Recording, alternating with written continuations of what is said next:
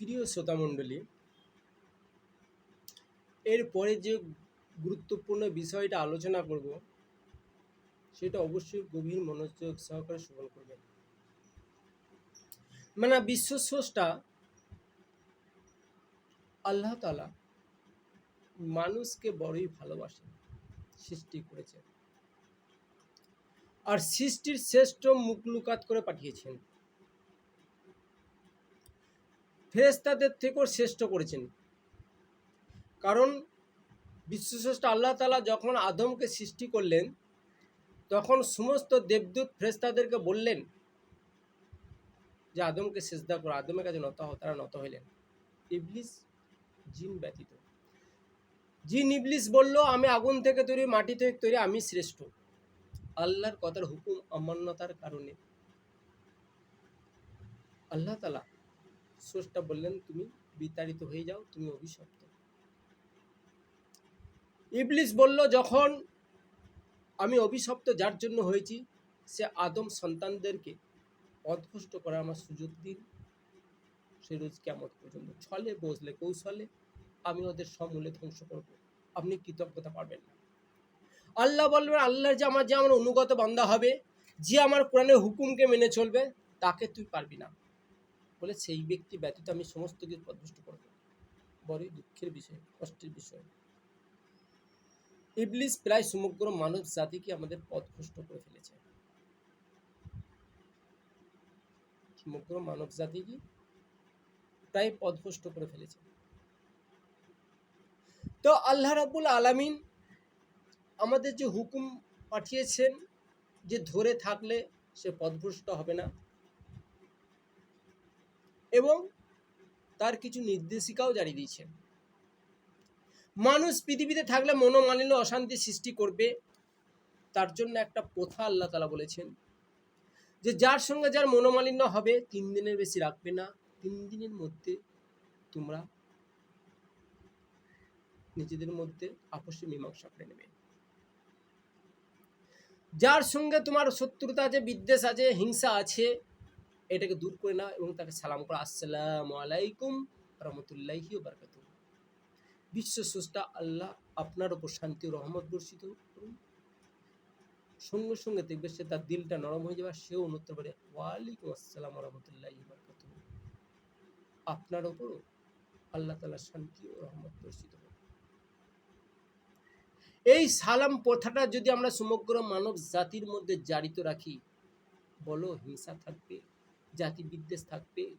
আল্লাহ তাআলা সমগ্র মানব জাতিকে তো সৃষ্টি করেছেন। তো 2007 সালে শান্তি বই যখন আমি বই করলাম, আমিও চেয়েছিলাম মানব জাতি পারিবারিক জীবনে, দাম্পত্য জীবনে, সামাজিক জীবনে যে সমস্যায় আসুক না কেন, মানুষ কোরআন থেকে তার সমাধানটা নিই। 2007 সালে আমি এই কিতাবটা বের করি। এই কিতাবে একটা আবেদনপত্রে লিখেছিলাম যে লায়ন্স ক্লাবের ন্যায় প্রত্যেকটি জেলায় বা ব্লকে একটি করে আল আমিন স্বাস্থ্যকেন্দ্র গড়ে উঠুক। তাহারই প্রচেষ্টা চালিয়ে যাচ্ছি। আল আমিন এমপিডব্লিউ চ্যারিটেবল ট্রাস্ট গঠন করা হয়েছে। 100 টাকা লাইফ মেম্বার সদস্য হলে আপনি সুবিধা পাবেন সারা লাইফ। যে কোনো ল্যাবর, বর্ধমান শহর তথা যে কোনো ল্যাবরেটরিতে যদি যান, এই কার্ডের মাধ্যম দেখালেই আমাদের যে ফোন নাম্বারে যোগাযোগ করলে আমরা অনুরোধ করব যে আমাদের মেম্বারকে কিছু ছাড়ার জন্য। অবশ্যই তারা কিছু আর্থিক সহযোগিতা, blood, urine, X ray, USG, CT scan, MRI, endoscopy যে পরীক্ষায় করুন না কেন, আর যে নার্সিংহোম বা যে সুপার হাসপাতালেই যান না কেন, আমাদের সংস্থা থেকে অনুরোধ করলে নিশ্চয়ই কিছুটা ফ্যাসিলিটি আমরা পাওয়া যাবে। তাছাড়া চক্ষু সহ সর্বজনীন অপারেশন নার্সিংহোম খরচ সুলভ এবং স্বাস্থ্যসাথী কার্ডের মাধ্যমে চিকিৎসা অপারেশনের সুব্যবস্থা প্রতিযোগিতা সংস্থা। তাছাড়া আমাদের দুটো স্বাস্থ্য পরিষেবা কেন্দ্র আছে, শেয়ারাবাজার এবং বর্ধমানে। শেয়ারাবাজার হচ্ছে বর্ধমান আর আরামবাগের মধ্যস্থল শেয়ারাবাজার। এখানে আমাদের স্বাস্থ্য পরিষেবা কেন্দ্র আছে, এখানে বহু রোগের চিকিৎসা আমাদের আছে। এখানে মাত্র 50 টাকা ব্লাড সুগার, ইসিজি, ফিজিওথেরাপি আপনারা করতে পারবেন, এবং চক্ষু এবং স্বাস্থ্য পরীক্ষা ফ্রি, কোনো ফিজ লাগবে না। যাদের শরীরে টিউমার আছে, দেখুন এই টিউমারগুলো বিনা অপারেশনে ভালো হয়। কিডনি স্টোন বিনা অপারেশনে ভালো হয়। অর্শভগন্ড কিডনি স্টোন, অর্শভগন্ড বিনা অপারেশনে ভালো হয়। তাছাড়া নার্ভ বার জনিত ব্যথা যারা ভুগছেন, হাঁটু ব্যথা, কোমর ব্যথা যারা ভুগছে, অবশ্যই দেখা আসবেন। চর্মরোগে যারা ভুগছে অবশ্যই হবে।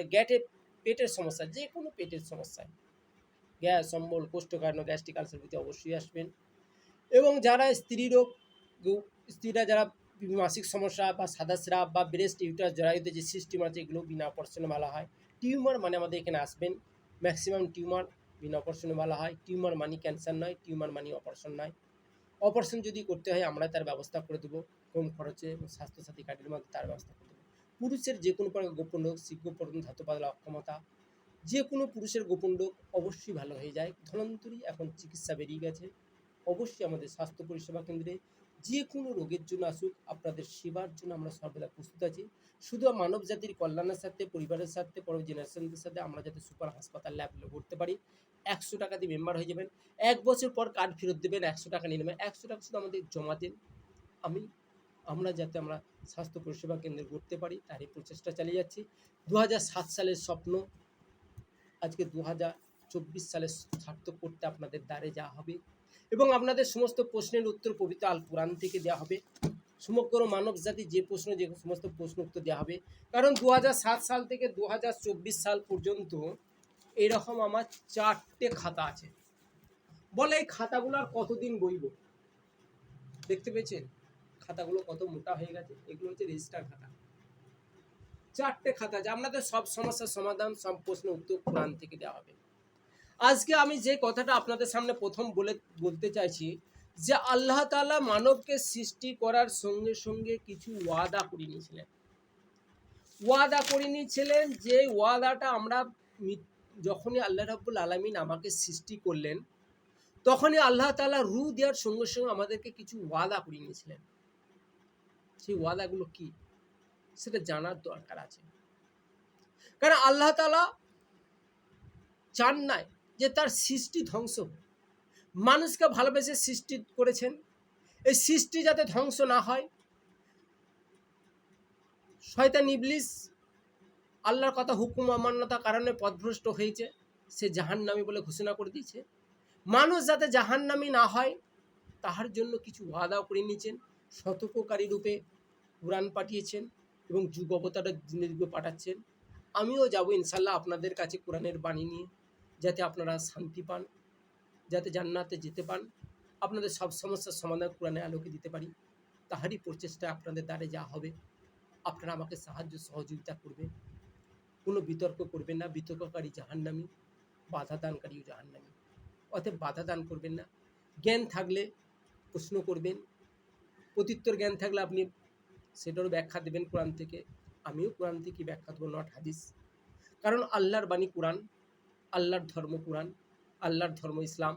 অর্থাৎ আল্লাহর যার ধর্ম সে তার ধর্মের বাণী কোরআনে সব বলে দিয়েছেন। অর্থাৎ কোরআনই হচ্ছে বিশ্বের সবচেয়ে হাতিয়ার। আল্লাহ কোরআনকে বলেছেন যে শক্তিশালী হবে সে কখন ধরবে, যাকে ধরবে সে কখনো পথভ্রষ্ট হবে না, সে কখনো নরকে যাবে না। তো আল্লাহ তাআলা আমাদেরকে যে ওয়াদা করেছেন সেটাই আমি আপনার সামনে সংক্ষেপে তুলে ধরার চেষ্টা করছি ইনশাআল্লাহ। আল্লাহ রাব্বুল আলামিন তার পাক কালামের মধ্যে বলছেন, সূরা আরাফ 172 নম্বর আয়াত, ওয়াই আখাযাল্লাহু আখাযা রাব্বুকা মিন বানি আদামা মিন জুহুরিহিম যুরিয়াতাহুম ওয়া সাদাহুম আলা আনফুসিহিম। যখন স্মরণ করো, যখন আল্লাহ তাআলা আদম বংশের জন্য তাদের সন্তান সন্ততিদেরকে তাদের পৃষ্ঠদেশ হইতে বাহির করিলেন, তখন তাদের কাছ থেকে প্রতিজ্ঞা করিয়া লইলেন, আর তারা এই ছিলে তার সাক্ষী, আলাস্তু বিরব্বিকুম, আমি কি তোমাদের প্রতিপালক নয়? ক্বালু বালা শাহিদনা, আমরা সাক্ষী দিয়েছি, নিশ্চয় নিশ্চয় আপনি আমাদের প্রতিপালক। আনতাকুলু ইয়ামাল কিয়ামাতি ইন্না কুন্না আন হাদা গাফিলিন। আল্লাহ বলছেন এই সাক্ষীটা এই জন্য দিলাম যাতে রোজ কিয়ামতের দিনে তোমরা যাতে না বলতে পারো আমরা তো জানতাম না, আপনি আমাদের প্রতিপালক। আল্লাহ ওয়াদা করে নিয়েছেন। যখনই আমার অন্তরের ভেতর রুটা প্রবেশ করেছেন, তখনই আল্লাহ তাআলা আমাদের কাছে ওয়াদা করে নিয়েছেন যে আমি হচ্ছি তোমাদের প্রতিপালক, আর আমরা তার সাক্ষী দিয়ে এসেছি। আল্লাহ তাআলা আর ওয়াদা করে নিচ্ছেন।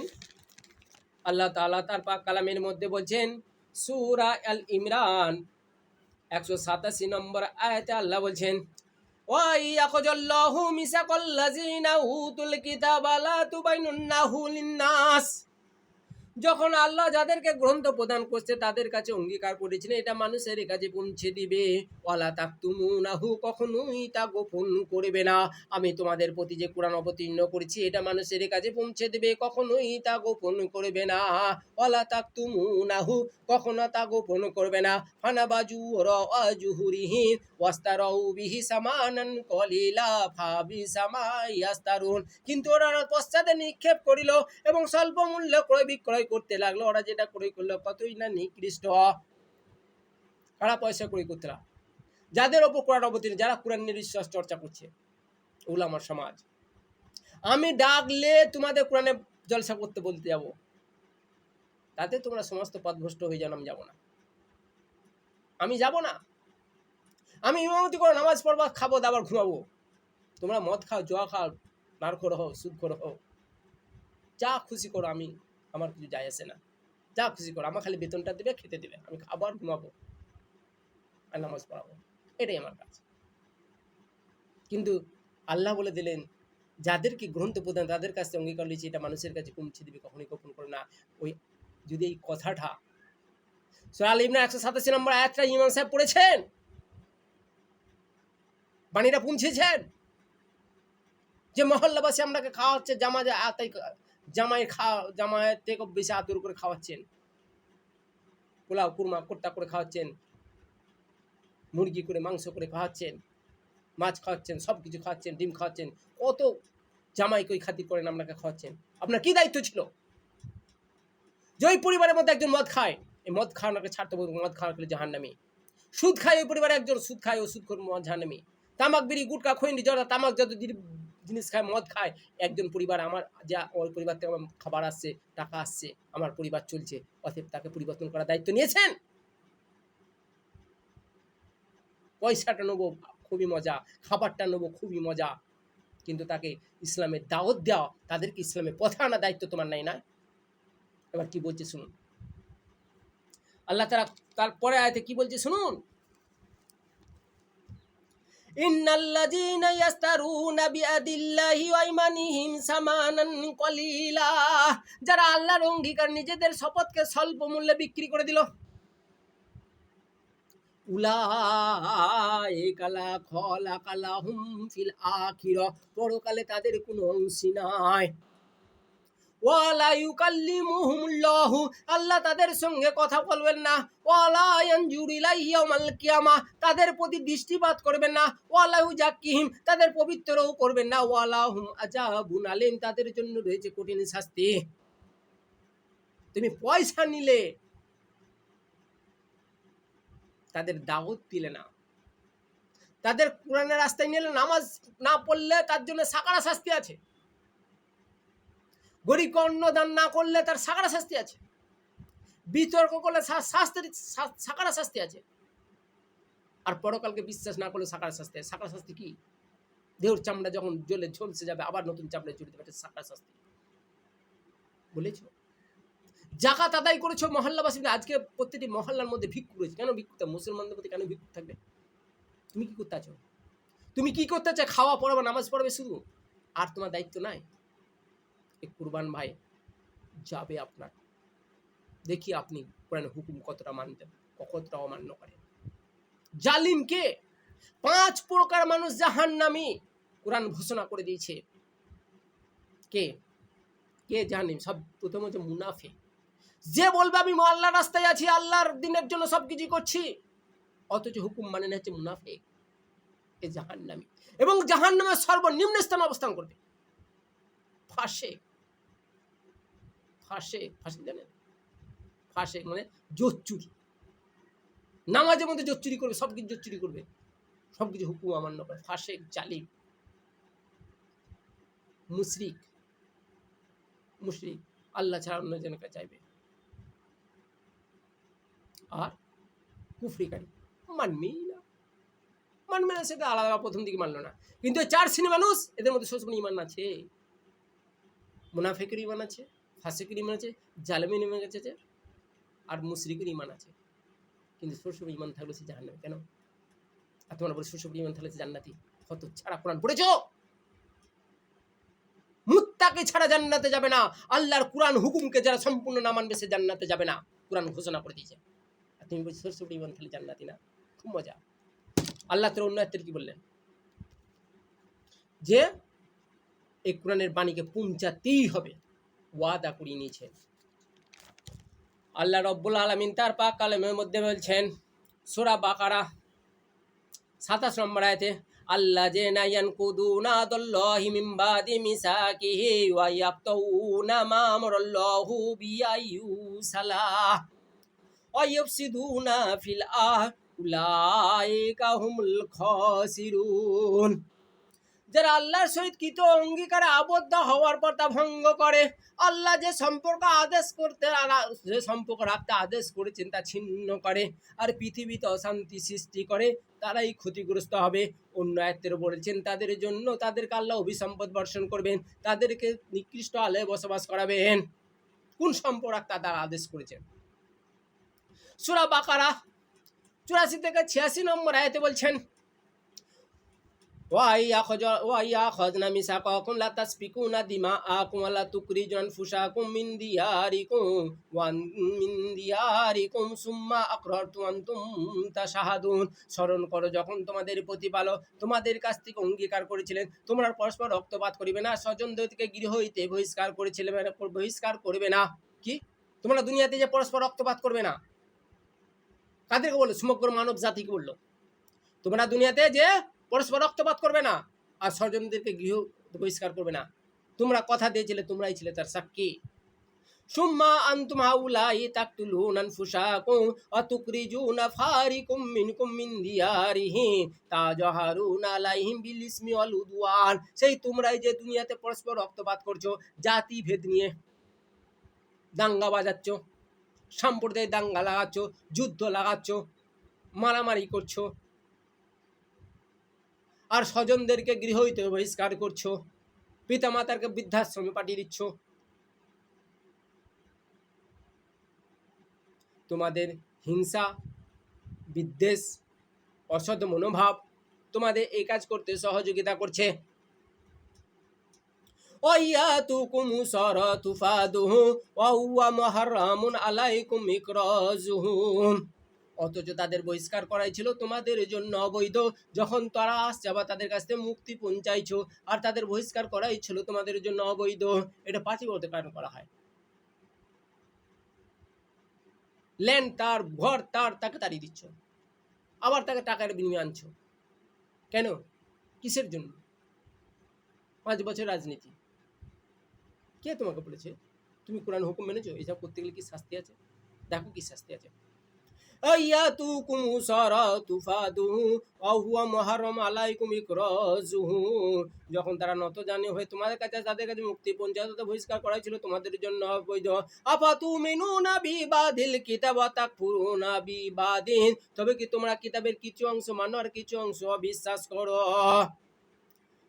হামা জাযাউ মাইয়া ফালু যালিকা মিনকুম ওয়া ইল্লা খিজুন ফিল হায়াতিদ দুনিয়া ওয়া ইয়াউমাল কিয়ামাতি ইউরাদ্দুনা ইলা সাদ্দিল আযাব ওয়া মাল্লাহু বিগাফিলিন আম্মা তা'মালুন। যারা এরকম করবে তাদের শাস্তি হচ্ছে দুনিয়ার জীবনে লাঞ্ছনা, আর পরকালে তাদের কঠিন শাস্তির দিকে নিক্ষেপ করা হবে। এই বিষয়ে তোমার প্রতিপালক গাফেল নয়, অবশ্যই শাস্তি নির্ধারিত আছে তাদের জন্য যারা পরস্পর রক্তপাত করবে, স্বজনদেরকে গৃহ হইতে বহিষ্কার করবে। উলাইকাল্লাযিনা ইশতারাউদ দালালা বিওয়ালাইকাল্লাযিনা ইশতারাউল হায়াতিদ দুনিয়া বিল আখিরাহ। এরা পরকালের বিনিময়ে পার্থিব জীবনটাকে ক্রয় করে নিয়েছে। ফালা ইউখাফফাফু আনহুমুল আযাব ওয়া লাহুম ইউনসারুন। এদের শাস্তি লাঘব করা হবে না, এরা কোনো সাহায্যকারী পাবে না। কাদের শাস্তি লাঘব করা হবে না?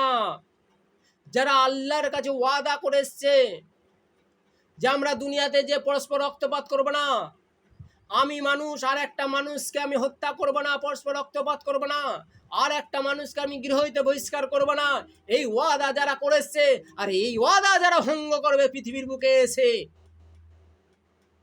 তাদের জন্য আল্লাহ বলছেন তাদের শাস্তি লাঘব করা হবে না, তারা কোনো রকম সাহায্য পাবে না। আমরা এই ওয়াদাগুলো করে এসেছি। আল্লাহ তাআলা আমাদেরকে ওয়াদা পালনের তৌফিক দান করুন। আল্লাহ তাআলা আমাদের সবাইকে শান্তিতে বসবাস করার তৌফিক দান করুন। আল্লাহ তাআলা আমাদের প্রতি আরও কি হুকুম দিয়েছে, রসুলের প্রতি কি হুকুম করেছেন, সমস্ত আস্তে আস্তে আপনাদের সামনে তুলে ধরবেন ইনশাল্লাহ। বহু তথ্য রয়েছে। এবার যদি এই তথ্যগুলো আমি আপনাদের কাছে না পৌঁছাই, এই যে খাতা দেখতে পাচ্ছেন, এরকম আমার 4টে খাতা রয়েছে। বুঝতে পেরেছি আমরা কি প্রশ্ন করবেন, সব প্রশ্ন উত্তর আমার ধরা আছে। আল্লাহ তাআলা কাছে আমি বড় শুকরিয়া শুকর যে আল্লাহ তাআলা এখনো হায়াতে দান করছে। শান্তি বইটা আমি বের করেছিলাম। আমি একজন সাধারণ তুচ্ছ নগণ্য মানুষ, আপনাদের পরিবারের সব থেকে নগণ্য তুচ্ছ ব্যক্তি, যে আপনাদের পরিবারে কোনো আর্থিক সহায়তা করতে পারবে না, কিন্তু আল্লাহ তাআলা যে জ্ঞান দান করেছেন, সেই জ্ঞানের দ্বারা যাতে আপনাদের উপকারে আসতে পারি, তারই প্রচেষ্টা আমি চলে যাচ্ছি। এই শান্তি বইটা আল্লাহ তাআলা কবুল করেছেন, আর পৃথিবীতে শান্তি প্রতিষ্ঠা করার দায়িত্ব আমাকে দিচ্ছেন।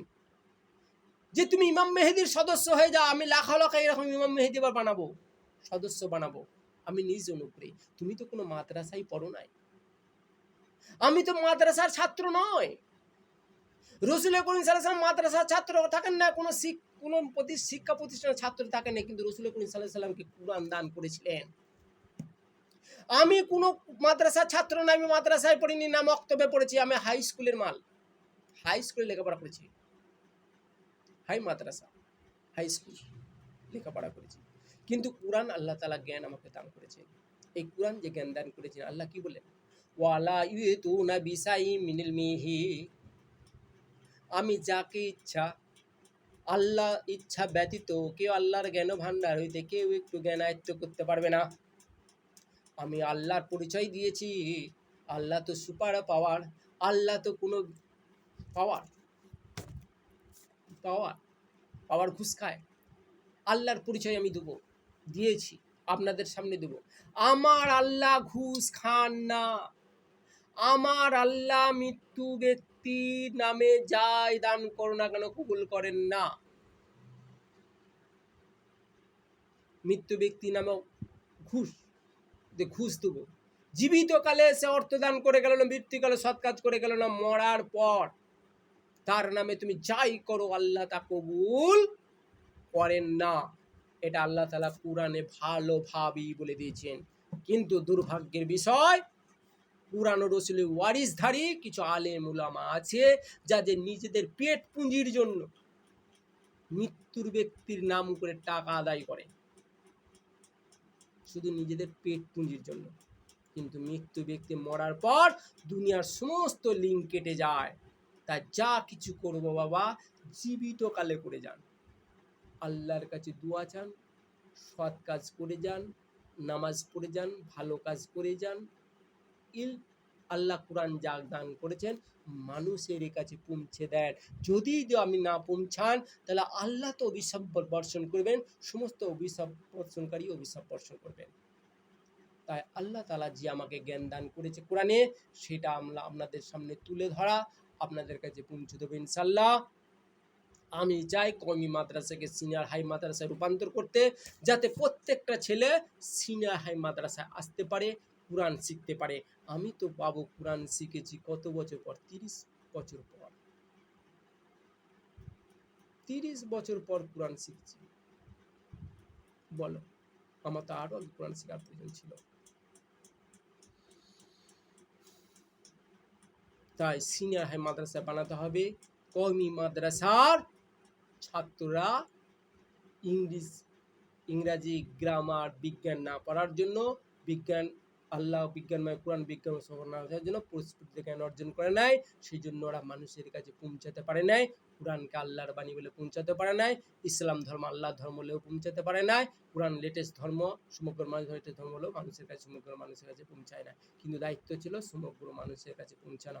আল্লাহ তাআলা আমাকে হেদায়েত দান করুন, আমি যেন সমগ্র মানব জাতির কাছে অতি সহজে স্রষ্টার বাণীকে পৌঁছে দিতে পারি, সেই প্রচেষ্টা চালিয়ে যাচ্ছি। আল্লাহ তাআলা আমাকে, আপনাকে সকলকে যেন হেদায়েত দান করেন, কোরআনের মোতাবেক চলা। ইমানের বাণী সমগ্র মানব জাতির কাছে পৌঁছে দেওয়া। আসসালামু আলাইকুম রহমতুল্লাহি আবরাকাতুহু। আল্লাহ তাআলা আপনাদের সকলের ওপর শান্তি ও রহমত বর্ষিত করুন। আমিন আমিন সুম্মা আমিন।